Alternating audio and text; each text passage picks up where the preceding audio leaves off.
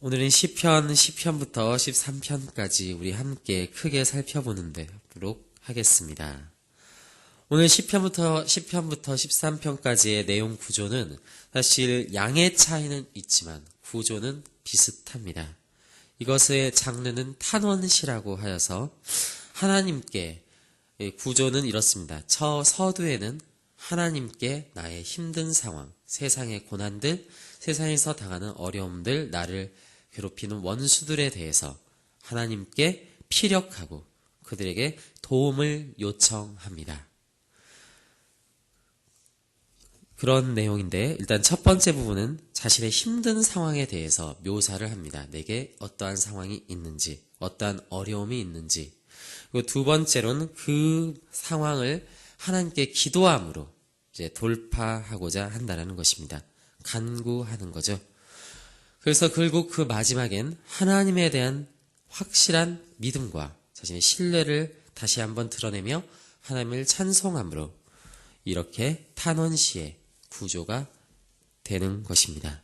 자, 오늘 시편 10편도 그러한 구조로 이루어져 있습니다. 첫 번째 1절부터 11절까지는 왜 하나님이 세상의 악인들을 처벌하지 않는가에 대해서 말하고 있습니다. 여호와여 어찌하여 멀리 서시며 어찌하여 환난 때에 숨으시나이까. 악한 자가 교만하여 가련한 자를 심히 압박하오니. 이러한 악인들의 특징을 가장 확실하게 묘사한 것은 저는 4절로 봅니다. 4절에선 이렇게 말하고 있습니다. 악인은 그의 교만한 얼굴로 말하기를 여호와께서 이를 감찰하지 아니신다 하며 그의 모든 사상에 하나님이 없다 하나이다.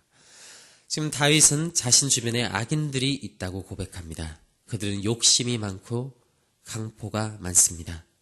그러나 그들에게 있어서 그들의 모든 악의 가장 근본적인 뿌리는 그들의 마음에 하나님이 없다 하는 마음이 있기 때문이라는 것을 지적합니다. 그들은 교만하기 때문에 세상에서 자기들이 아무리 악을 행하고 자기들이 세상에서 부정한 방법과 악한 마음을 품고 있더라도 당장에 하늘에서 번개가 떨어지지 않고 당장에 심판이 없는 자신들의 모습, 여전히 그럼에도 불구하고 잘 나가고 있는 자신들의 모습을 바라보며 이런 것들을 보니 하나님께서는 세상을 다스리지 않는 것 같다. 하나님께서는 세상을 지금 감시하고 있지 않다. 감찰하고 있지 않다라고 말한다는 것입니다. 그들의 모든 사상에는 그래서 하나님이 없는 것처럼 살아간다는 것입니다. 사업을 할 때도 가정에서 가정을 이끌어갈 때도 사람들을 대하고 심지어는 교회에서 교회 생활을 하고 있음에도 불구하고 그들의 마음에는 마치 그들의 행동은 하나님이 없는 것과 같이 행동하는 그들의 모든 사상들, 거기에 대해서 지금 다윗은 1절부터 11절까지 길게 묘사하고 있다는 것입니다. 이러한 상황들, 어떻게 보면 우리 주변에 우리가 직면한 상황들과 비슷한 상황들이 있을 수 있습니다. 시편을 보면 정말 많은 시들이 적혀 있지만 아까 걔가 이 시의 장르는 탄원시라고 했습니다. 탄원시는 하나님께 힘든 상황을 요청하고 도움을 요청하는 내용이라고 말씀드린 바 있습니다.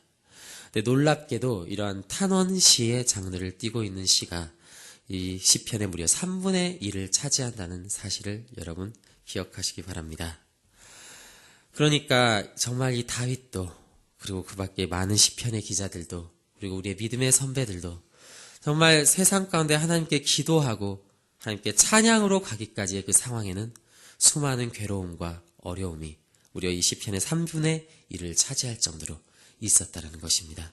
그것은 마치 오늘을 살아가는 우리의 모습이기도 합니다.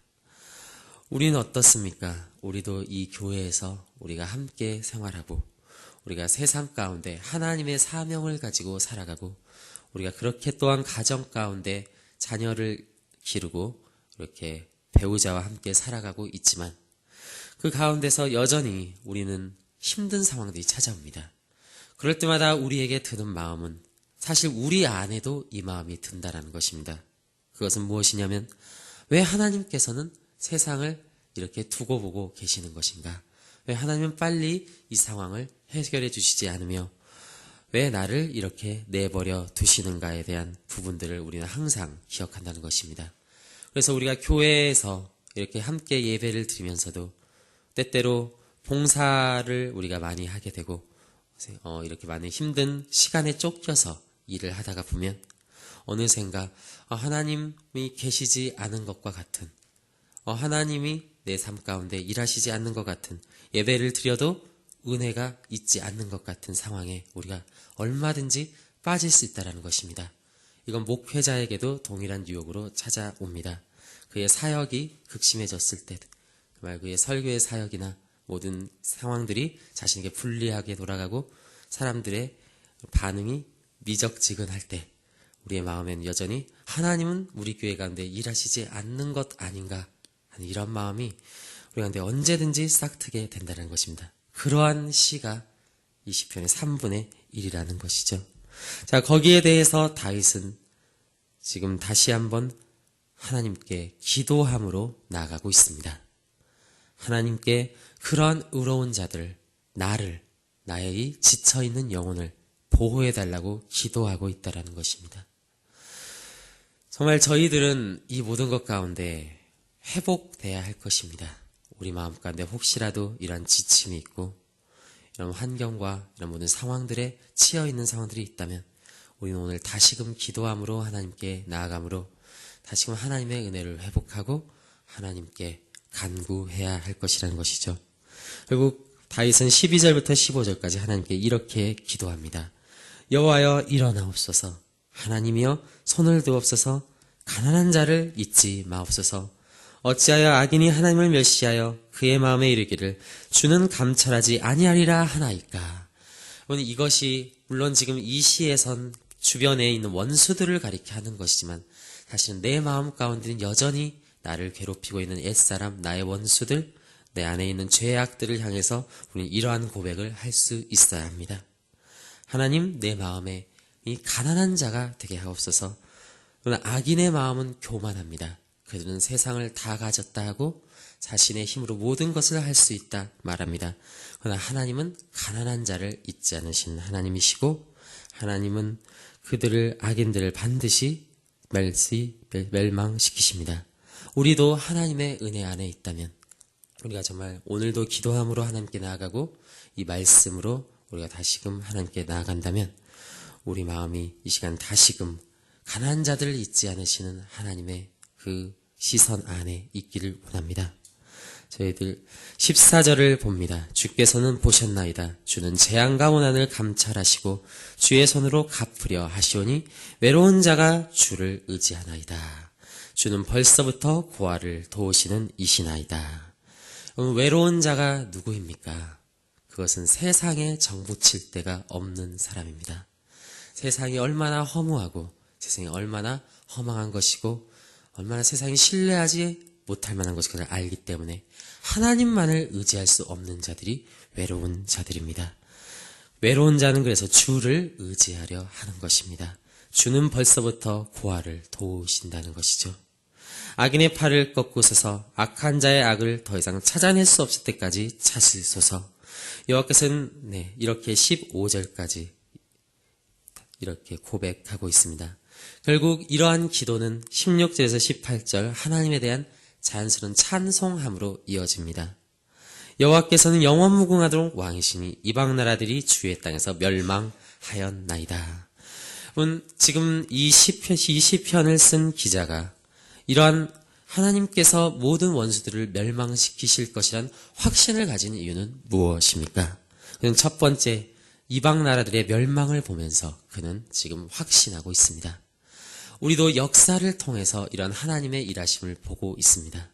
세상에 수많은 대제국들이 있었고 수많은 정말 악인들이 있었지만 그들의 결국 사망이었고 그 모든 나라들이 멸망했다라는 것을 우리는 알고 있습니다.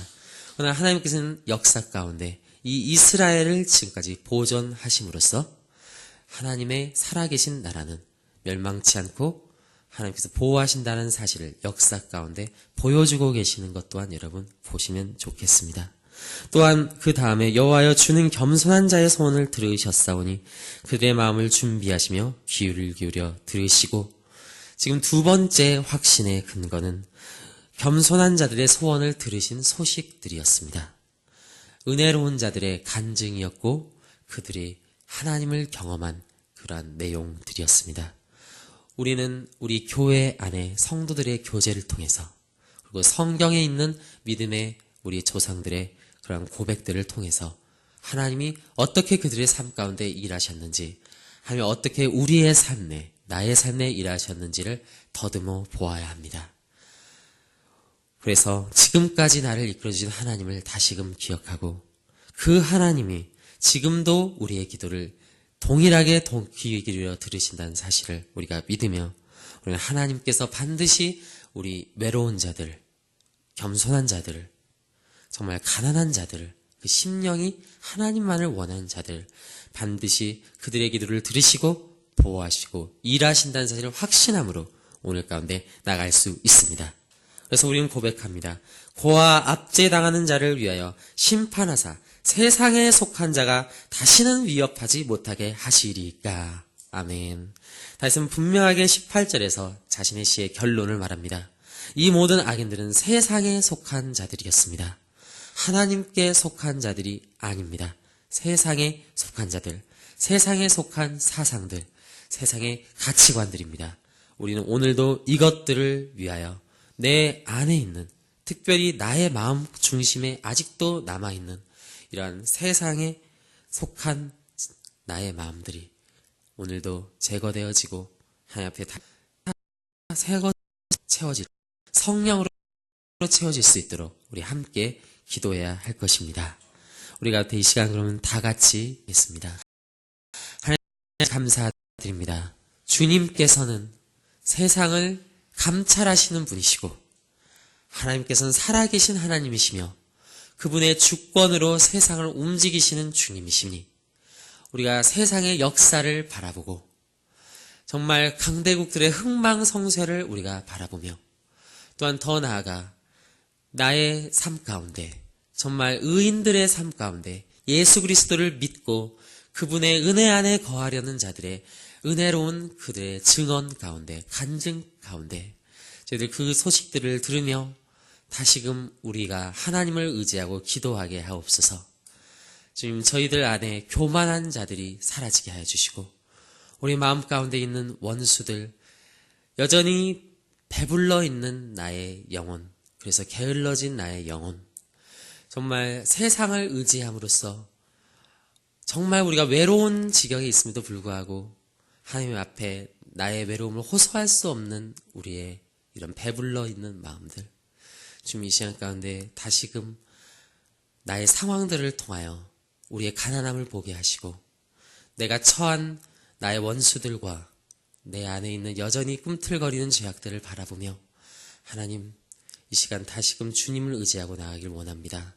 주께서 그 모든 것들을 멸하여 주시고 저희들의 기도가 정말 하나님 앞에 올려지고 그 기도의 정말 분량이 하나님께 상달되었을 때 하나님 우리 가운데 우리 안에 있는 죄악들이 심판당하여지고 하나님 앞에 다시금 회복되어지는 역사가 내 가운데 있게 하여 주시며 오늘 기도할 때 하나님께 전심으로 기도하게 하여 주시옵소서.